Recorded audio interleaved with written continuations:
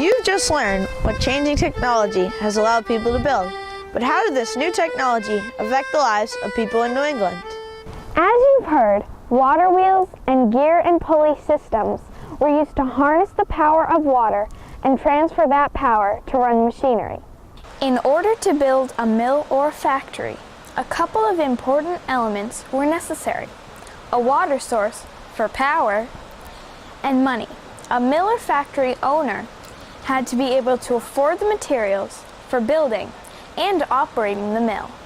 In small towns, people built custom mills. Most every New England town had several mills to provide custom services to the people living in that community. And the mills are privately owned and privately operated, but they serve a greater public good. The customers would drop off their raw materials. The millers would change those materials in some way and then return the changed material to the customer. A well-to-do farmer who had enough money to take a risk could build a custom mill. But first, he had to ask himself several questions. Was the right type of river and land environment available? Did the community need the service the mill would provide? And was there a blacksmith shop nearby in case the mill needed repairs? The mill owner had to find a place to dig a mill pond next to the river. He then had to dig a canal out of the mill pond so that the water would flow to the mill. The canal had to be deep enough so that a water wheel would fit, and the water current had to be powerful enough to push or pull a wheel. A mill owner usually had a high social status in the town. People depended on their services, and since the mill owners did business with most everyone in town, they were usually up on the latest news.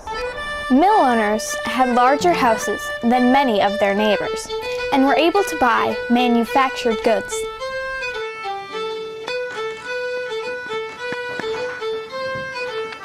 Usually the people that own them would often work in them or have a member of their family work in them. They don't tend to be big factories. They're not making a product to be shipped anywhere. More, they're in the business of providing a service to people in the neighborhood. So oftentimes the mill owner would work in the mill himself for part of the time, sometimes all of the time. In a small town, the mills provided important services and saved people time for leisure activities and for other work. There are many differences between a custom mill and a factory mill. In a mill, like the Lowell textile mills, the owner bought raw materials, made a product, and then sold that product to people in the local area, and shipped the product for sale to people in other parts of the world. When a wealthy man was thinking about building a factory, he had to ask himself some of the same questions the custom mill owner asked. Was the right type of river and land environment available? Was there a need for the product he planned to produce? But he also had to think about transportation. Was there a way to efficiently receive raw materials and to ship the finished product? Most factories in New England were built near good-sized rivers to power their water wheels. They needed enough available land to build a factory complex with mill buildings, housing for workers, and boarding houses for the young women who came from the countryside to work at the mills. He would also have to dig a canal to receive raw materials and to ship products to other parts of the country. Factory owners had hundreds of people working in their mills, but the owners usually only dealt with the business agents and the overseers.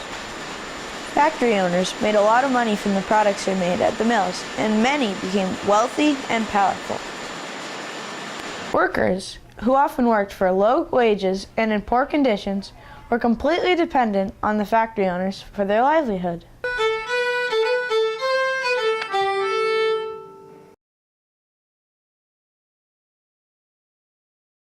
Owners of factories had many workers, but in the custom mills, it was the mill owners and their family members who worked in the mill, and everyone in the town used the mill. We talked to Tom Kelleher about how people used custom mills in a small town like Old Sturbridge Village, where they have a sawmill, a grist mill, a carding mill, and a cider mill. We asked Mr. Kelleher how many people use the mill a day.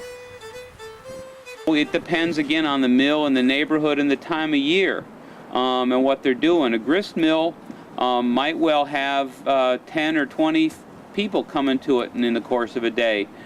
Most people are going to go to a grist mill at least once a month, and especially in the warm weather. You might go a little more often. You might go once a week or every other week, especially if you live near the mill.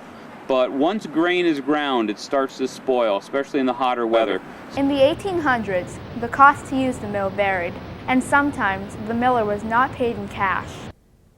The millers were allowed to take about 1/16 of the grain, so if you brought in a bushel of corn, they would take 2 quarts as payment. There are 32 quarts in a bushel. It was about 5 cents to have your wool carded at the carding mill, where they would untangle your wool. It's about that because it would be a little more money if you had fine wool and less if not. This is the blacksmith shop, another important business in the town. The blacksmith repaired mill equipment and made some of the small pieces of mill machinery. By working together, these small businesses provided a living for owners and services for the townspeople that made everyday life easier. Factories needed hundreds of workers and people from farms and small towns, as well as immigrants and young women who didn't have many other opportunities for employment, went to the cities for jobs. When people went to work in the factories, their lives changed dramatically. First, they were paid in cash, which for some people was a new experience. But the rhythm of their lives also changed. Now, instead of the sun deciding when workers started and stopped, there were bells. A bell summoned you to work, and a bell told you when to end. June 29th, 1836. It's been almost 1 year since I first started work at the factory.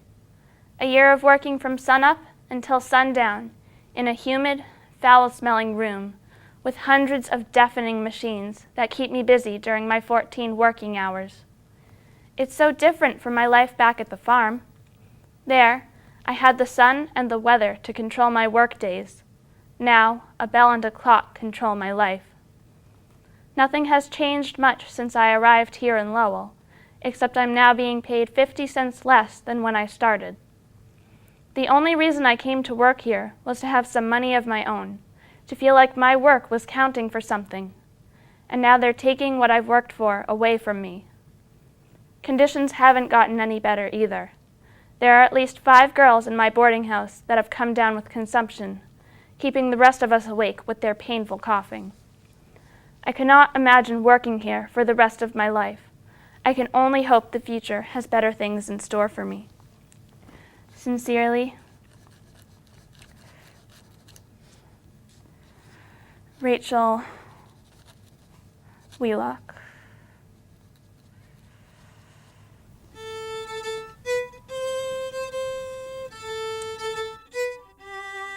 The workers went from their mill housing to the mill factory each day.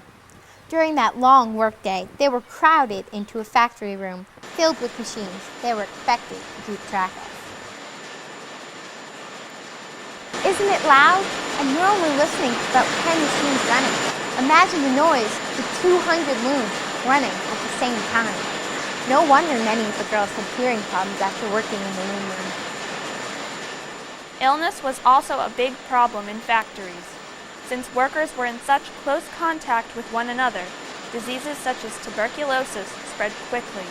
With no cure, many workers became too sick to work or died. The owners found children to be very useful in the mills. Their bodies fit into places that adults could not. So children were often the ones fixing problems inside the machines where adults couldn't reach. In Rachel Wheelock's letter, she mentions her wages had been cut. The wages were fairly low for a 12 to 14-hour workday, but it was still money. But as the demand for products and available immigrant labor both increased, the workdays became longer and the wages became gradually smaller. Unions, or organized groups of people, would try to bring these unfair practices, poor conditions, and dangers to the attention of the factory owners and to the government. Unions held strikes for higher wages, but many people were too afraid that they would be fired and didn't join in. There were many immigrants coming to America looking for jobs, so a worker could easily be replaced. Unions also organized to protect children. Eventually, there were laws established in several states that anyone younger than 14 could not work in the mills. But at the time, these laws were not enforced.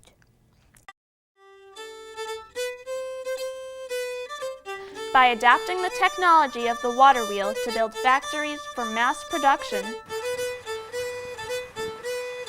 both the landscape and the lives of New Englanders changed.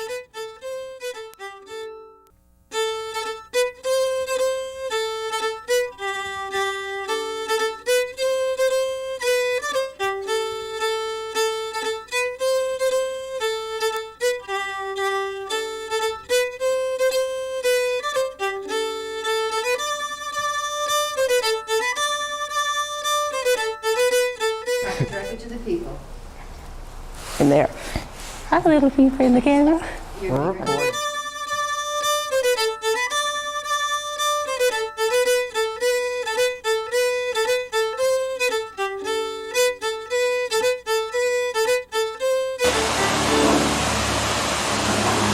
Up, Matt, up.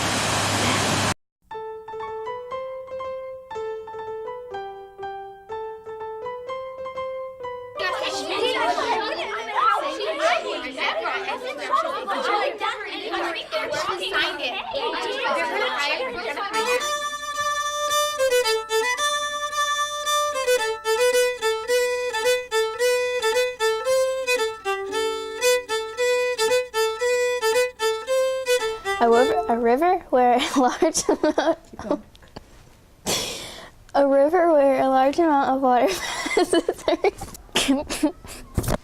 When setting up a water wheel, a channel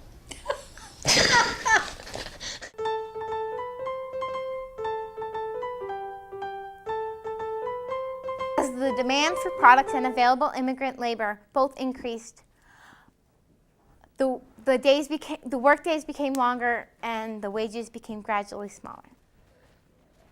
Do you like you there? That's where I was going to put it. I'm good. I like you there.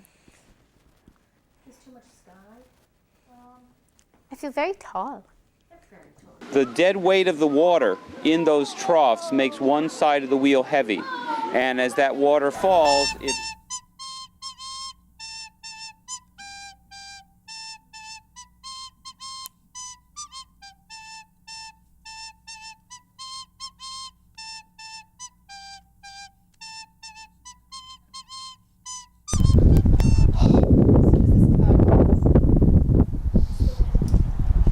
freezing my butt off.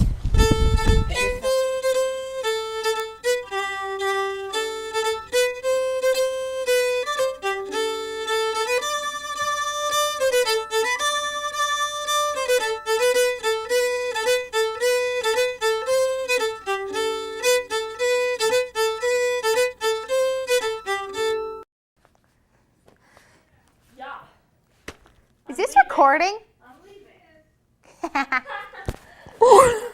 Oh, this would be great for like blooper behind the scenes stuff.